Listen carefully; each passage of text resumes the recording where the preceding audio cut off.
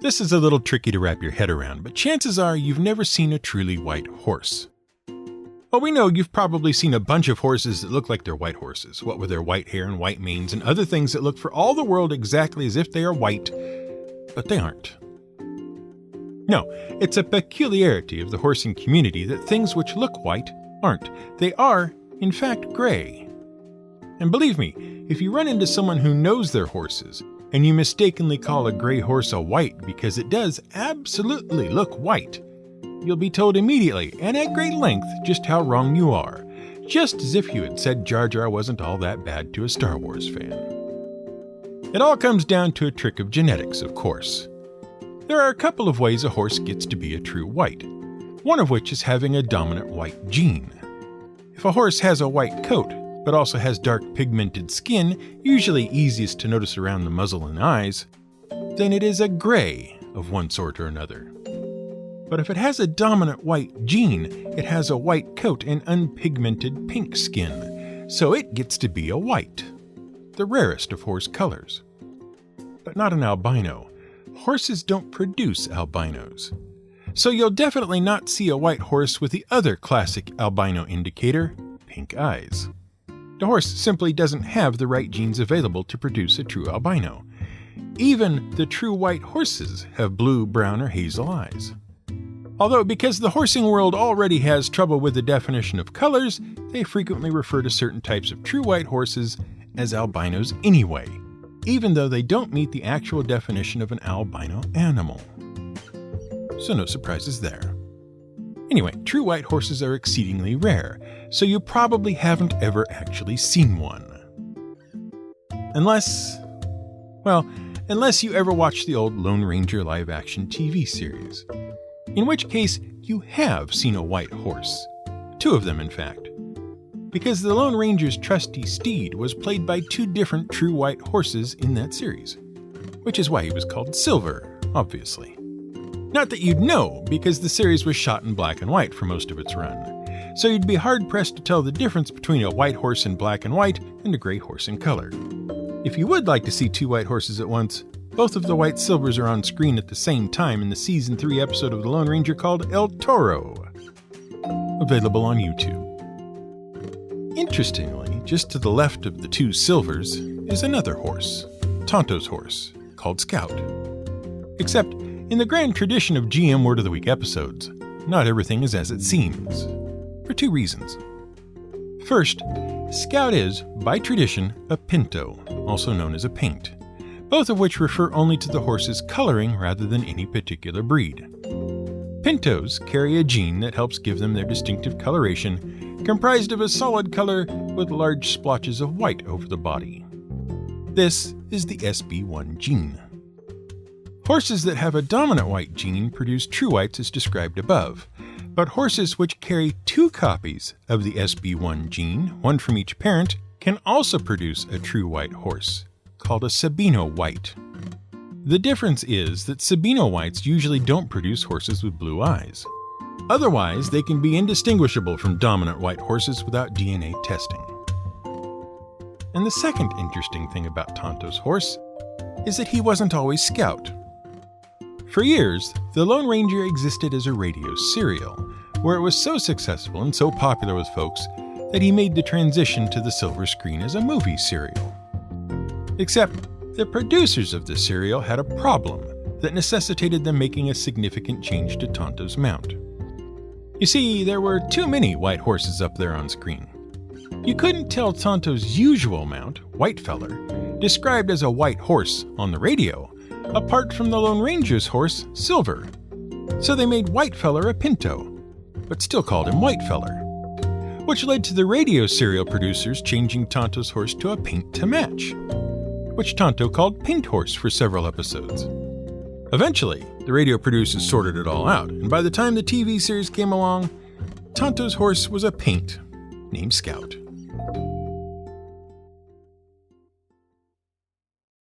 This is GM Word of the Week, and I'm Fiddleback.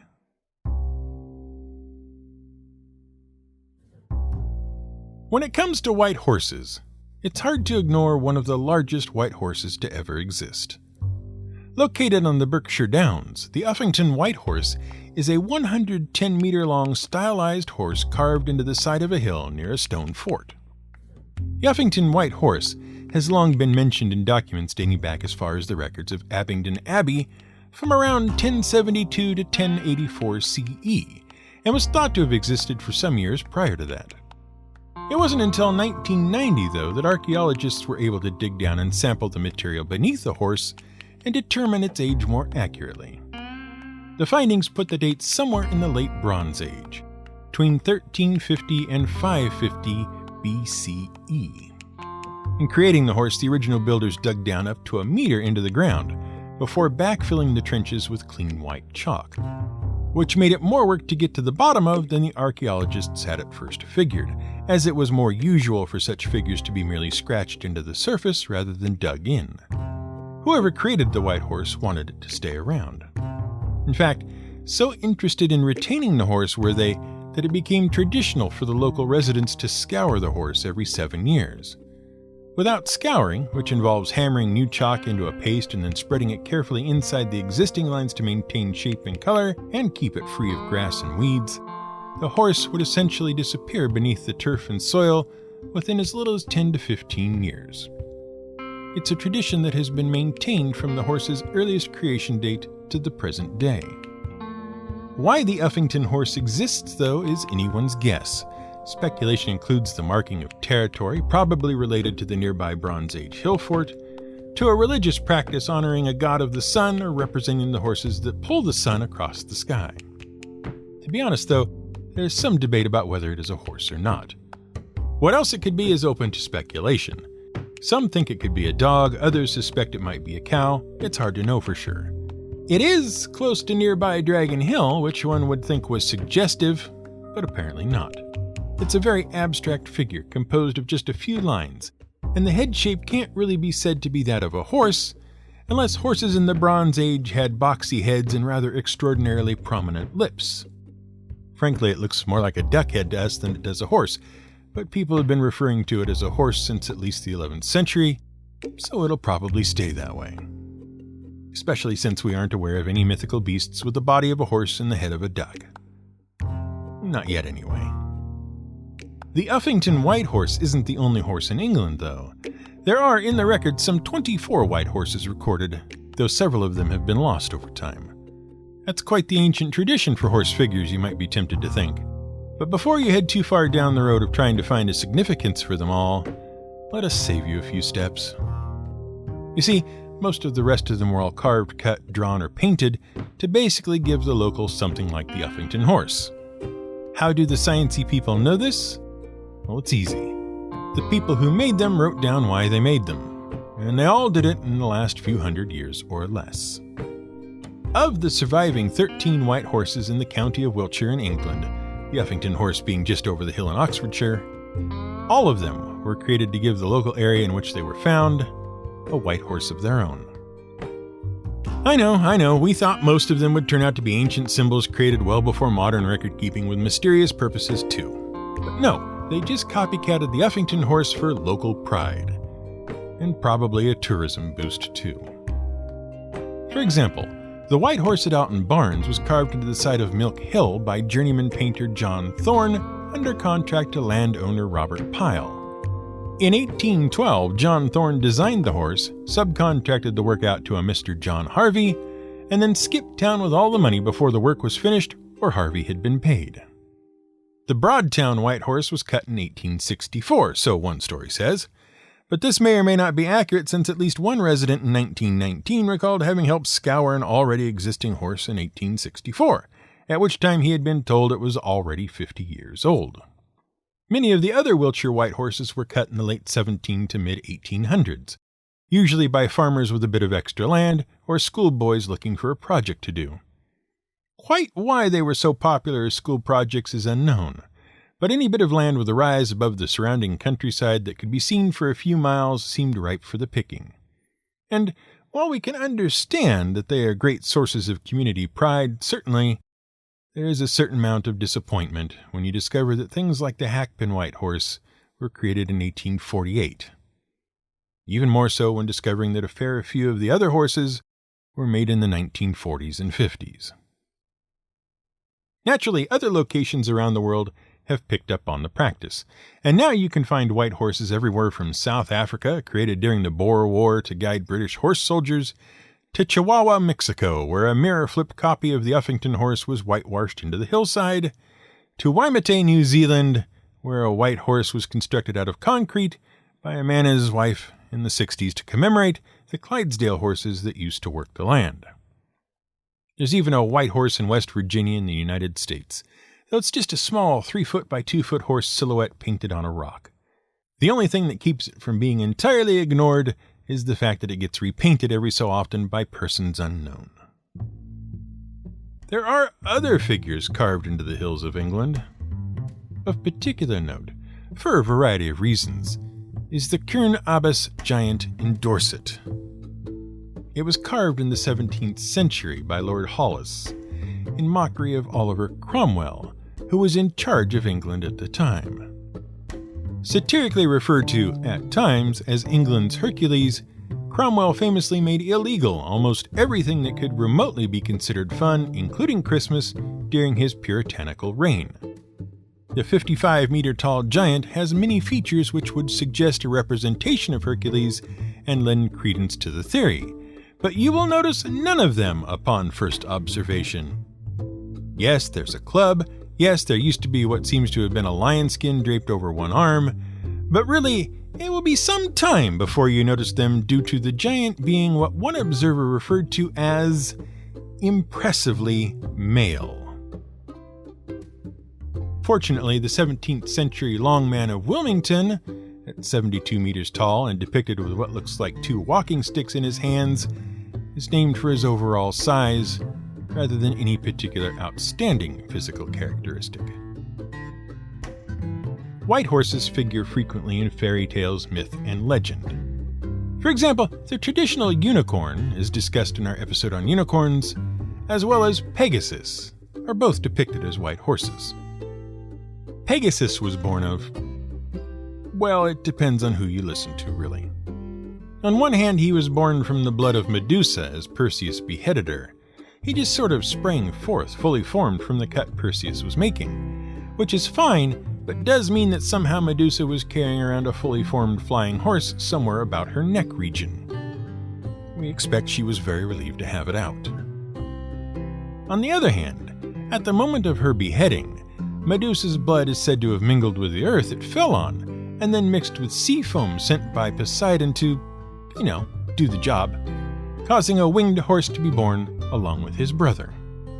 That's right, a brother. Chrysaor, by name. Reason you don't know much about him is that there is little enough to know. His name means roughly golden sword, but beyond that he seems not to have accomplished much. Oh, and sometimes he is depicted as a winged boar, which is probably why he never got invited to any of the fun things the old Greek gods did. In fact, about the only reason to have Chrysaor in the Greek myths is so Heracles, the great-grandson of Perseus, later renamed to Hercules by the Romans, has someone to kill when retrieving cattle for King Eurystheus in his 10th labor. Chrysaor being the father of Geryon, the sometimes 3-headed one-bodied, sometimes 3-headed three-bodied giant who guards the cattle, with a 2-headed dog, the brother of Cerberus. Greek mythology really is a family affair. But we digress. Pegasus, of course, goes on to carry Bellerophon, future potential Greek hero, potential illegitimate offspring of Poseidon, grandson of rock-pushing Sisyphus, in the fight against the Chimera, and later on brings Bellerophon almost, but not quite, all the way to Mount Olympus. See, Bellerophon was accused of doing some quote-unquote bad stuff while a guest of King Proetus by the king's wife. It wasn't true, of course. The worst thing he'd done up to that point was potentially murder his own brother. Anyway, the queen made eyes at him, but Bellerophon rejected her, thus leading to all the trouble. She pointed the finger at him for trying to seduce her, which made Proetus sort of more or less upset. But Proetus was afraid to punish his guest for the offense, since guests in one's house are under the protection of the gods. So instead, Proetus sends Bellerophon off to visit the king's father-in-law, King Iobates. since it was his daughter Bellerophon supposedly offended. Along with him, Proetus sent a little note explaining the whole situation and asking Iobates to have him killed instead. Well, the problem with all this was that Bellerophon was real up-and-coming Greek hero material. Iobates took one look at him and was also kind of worried about how things might turn out if he just out and out tried to kill Bellerophon himself. It probably wouldn't go well, and Iobates could just see how he might become one of those footnotes in history that serve as a warning not to interrupt the usual heroic cycle. So Iobates thought, aha, I'll do the other part of the heroic Greek cycle instead, and send Bel off on a quest which will probably get him killed anyway, but at least then I won't be blamed. Perfect. How could this go wrong? So Iobates asked him to go and kill the Chimera in the next county over. Well, the way it could go wrong was if Bellerophon got the help of Athena and a few other gods along the way and captured Pegasus to serve as his mount during the fight, which then allowed him to combat the Chimera from the air and eventually wedge a block of solid lead down its throat, which the Chimera's fiery breath melted, effectively drowning the beast in molten lead. Neat, huh? Frankly, though, we're a little suspicious.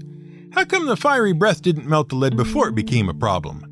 Why didn't the Chimera just tilt its head down and let the molten lead run out rather than in?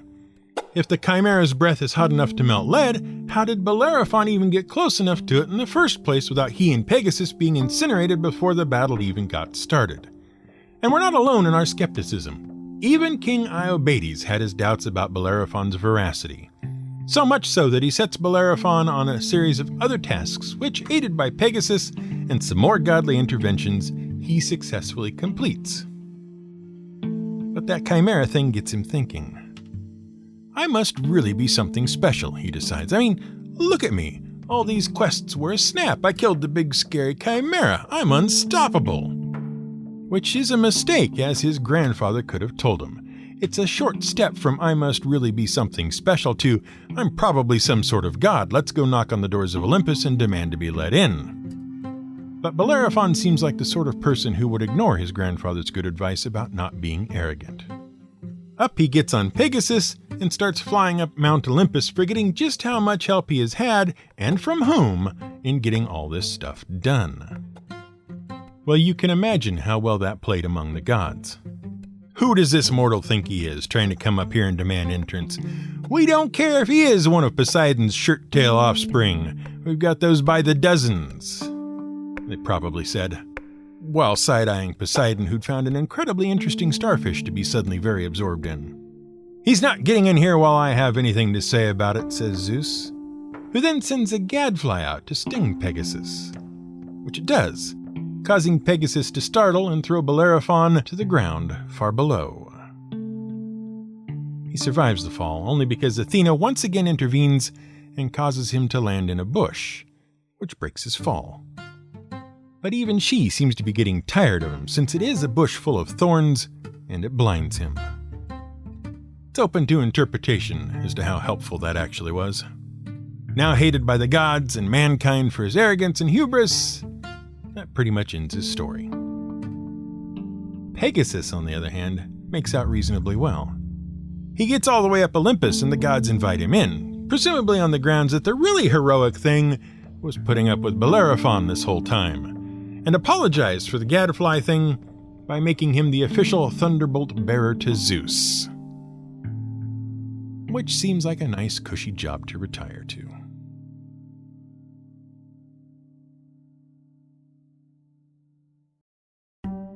Thanks for listening to this episode of GM Word of the Week. It appears by anonymous request of one of our listeners, which is something we sometimes do. GM Word of the Week is supported by the kind contributions of our listeners via Patreon. If you'd like to help support the show as well, you can do so by heading to our support page on our website at gmwordoftheweek.com. Click the yellow banner at the top, and you'll be shown all sorts of options, including our nearly sorted out merchandise options from Redbubble. Get a shirt, why not? It all helps prevent the appearance of strangely non-sequitur ads for microtransaction mobile games in the middle of the show. Which is good. This episode was researched, written, and produced by Brian Casey, who could make a Lone Ranger-based pun quite easily, but shall refrain. Music for this episode was provided by the kind folks at Blue Dot Sessions, who have some very interesting things coming up in the near future.